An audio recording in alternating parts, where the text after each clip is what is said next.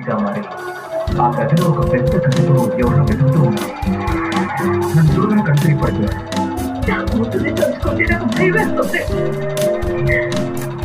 నేను ఊళ్ళో దీపం వెలిగించాను. ఇక్కడ జరిగిన దాని పర్యవసానం కూడా కావచ్చు.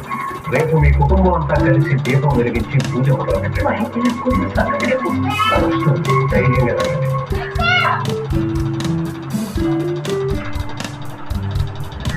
బాబు, రేపు మీరు ఇంట్లోనే ఉండాలి. మనం ఎవరిని వెతుకుతాం?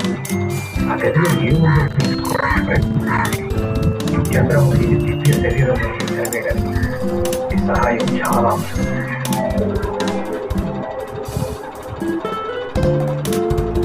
పూజ చేయ వరకు గుడి పక్కన రూమ్ ఉంటే అక్కడే కూర్చోవాలనుకుంటున్నాను. పూజ ఇంట్లోనే సెటిల్ అయిపోదాం అనుకుంటున్నాను. ఇక మరి ఆ గదిలో ఒక పెద్ద గదితో ఎవరు